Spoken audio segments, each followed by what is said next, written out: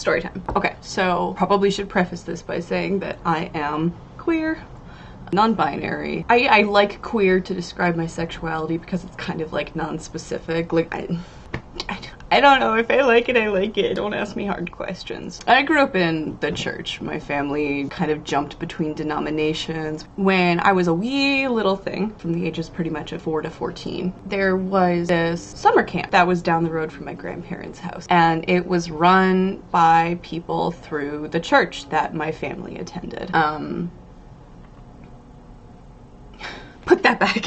Okay, yeah, so this summer camp was a Christian summer camp, obviously. They had this ranch where there were horses and there was like rock climbing wall and this high ropes course. You'd have to like get hooked up into a harness. And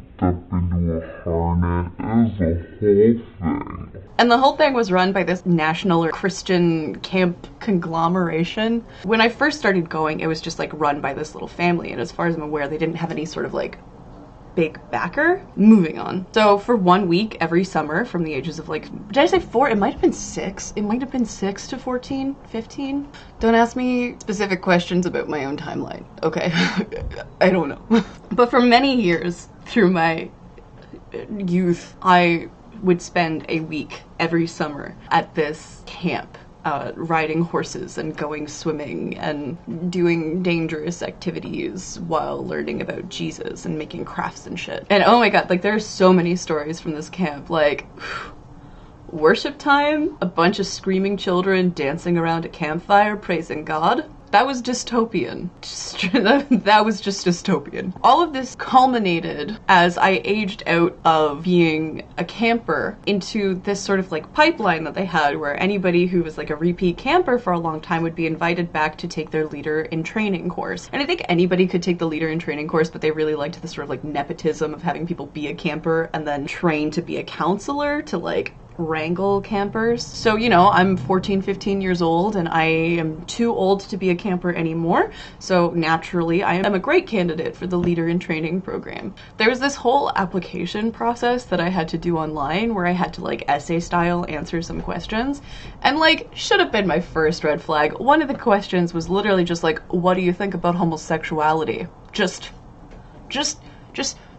spitball here, just tell us how you feel. Like that wasn't a trap, you know, being a good little churchgoer, I knew what was expected of me. So I filled out the answer even though I felt very conflicted over it, and I tried to ask my mom about it, and I remember her being like, just like put down what you know they want you to say. You want to be a leader in training, right? So do what you have to do, duh. Anyway, so this leader in training course is like a 2-week overnight thing, and you know, there's this group of like 14 kids or whatever, and we all go through this training, and there's field trips to go to like Canada's Wonderland and the Niagara Escarpment, and like, oops, did I just give this away for being a Southern Ontario thing? It's this whole big bonding experience, and it's great. We're all friends. It's so connected, making peers, celebrating my faith, just really living it up as a good Christian teenager. And every day we have these devotional sections where we'd spend an hour reading over some Bible verses, parsing through them, you know, talking things over, getting on the same page. Towards the end of the 2 weeks, there was this one devotional session that we had to do, and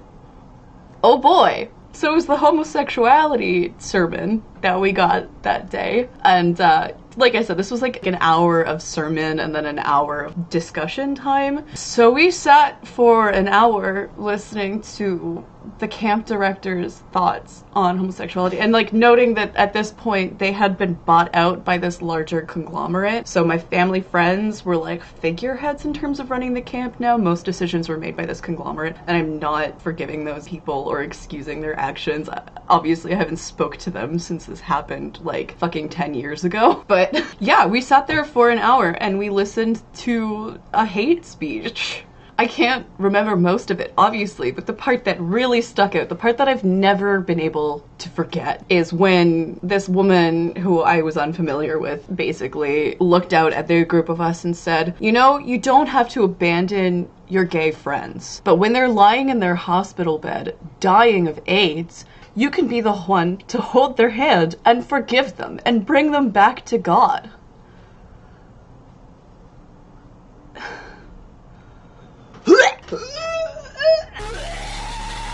So we had ourselves a little group therapy sesh, After that, as we were all walking back to our cabins to go get changed for the next activity or whatever, we all kind of like huddled together in this little mass as we crossed the campground. And we're like all whispering to each other, like, what did you think of that? What she was saying? Like, how did you feel? Do you guys agree with her? It got so cute because one person pipes up, I know someone who's gay. And somebody else says, me too. And somebody else says, I've got a gay brother. I've got a gay uncle. Everybody knows someone who's gay. And we are all just like really unsure how to respond to that talk. And my naive little mouth backstory, this was like after the 9th grade. In the 8th grade, my teacher had this like social justice unit, which basically took up like half of our fucking school year, where she really just wanted us to focus on like finding political movements that we connected with and like researching the history behind them and like the impact that they're having, which like looking back was really cool. She was a bitch, but that was just about the coolest thing that ever happened to me in the public school system. So I dedicated half a year to learning about like gay rights and the AIDS crisis and all of this information that I had not had access to, being like a good little Christian girl before this point. So yeah, I just like really went ham on it. I wish I had a picture, but like I made this like book report and then I coated the cover in like a rainbow flag of glitter that leaked everywhere for months, and my dad was so furious. He hated glitter. By this point, like I've been thinking about gay stuff for like a couple of years, and I've been thinking real hard. And I'm starting to wonder if perhaps, potentially, on some level, there might have been just tiny bit of gay inside of me. I wondered. And so being my little 14, 15-year-old self, I kind of like looked around at the group and I was like, guys, like don't look now, but sometimes I've wondered if maybe I might be a little gay. And another girl in the group looks at me and goes, I am. I just am. I know it already. I've dated girls. I have a girlfriend back home. I'm gay. It's out. And we all kind of just like took this little group solidarity moment and like, yeah, this was really fucked up and none of us agree with it. And we're all hurting in our own ways. We're hurting for ourselves. We're hurting for our friends, for our family. Like, so the course wraps up. The 2 weeks are over and we finished the whole shebang out with one-on-one interviews with the camp directors because they want our feedback and they want to know how we were responding to the program and everything. So the day comes and we're all standing around and waiting, and one of my other group mates goes in for her interview. We're gonna call her Megan, okay? Her name is Megan. Megan goes in for her interview and she comes back out like at a sprint, like she is booking it. And like she's like, dead name, they're coming for you. And I'm like, excuse me, what's happening?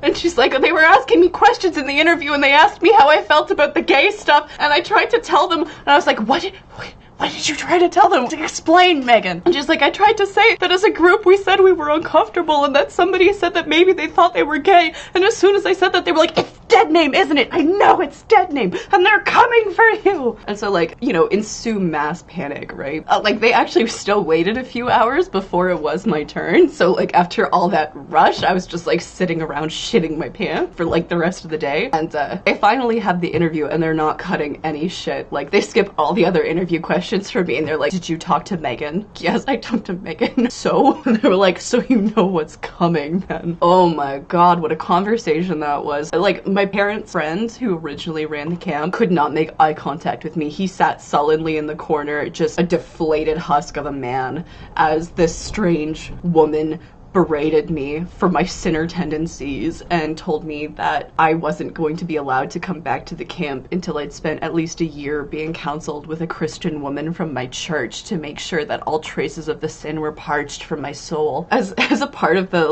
2-week course thing, there was like an additional 3rd week at the end where you got to come out and do like a trial week of working as a counselor, and it was like advertised as part of the package, and they tried to not let me come back for it. It took some serious pushback on the behalf of my grandparents who paid for this endeavor in order to get me to be able to come back. And so what they did was they stuck me in the kitchen where I couldn't be in contact with other campers, and I still had to come to worship every night, but I was asked to stay on the edges of the worship group area so that I would be like least in contact with the vulnerable children's, which just made me seem cooler. So there was this like group of kids who like gravitated towards me every night because I was really enthusiastic about worshiping, not trying to prove anything to anyone, no way. And they liked my energy, so I kept getting in trouble for like luring these children with my gay tendencies. And yeah, that was pretty much that. Obviously I went back for that week, which is a story in and of itself. You want to talk about sinning at Bible camp? Well, maybe another time I'll tell you that one. The wrap up on this, I guess, is that I never went back to that camp again. My brother had a week later in the summer, so I went back to like pick him up from camp, and I just like stayed like slouched in the back seat, like, oh god, don't see me, don't notice me, I'm not here. And yeah, that was pretty much that. My little brother refused to go back the next summer out of solidarity, but I think probably he always hated going to that camp, so I think it was just like kind of a really convenient excuse. But I'll take it. I will take the unification. That is the inciting incident in the confirmation of the decline of my faith. I hope you enjoyed this story. Maybe some of you will find something relatable in it. Maybe there's just an entertainment factor here. Maybe it's just validating to hear reasons that other people left the church. I don't know. If you see this and you're here and you're watching still now, tell me in the comments, and peace. If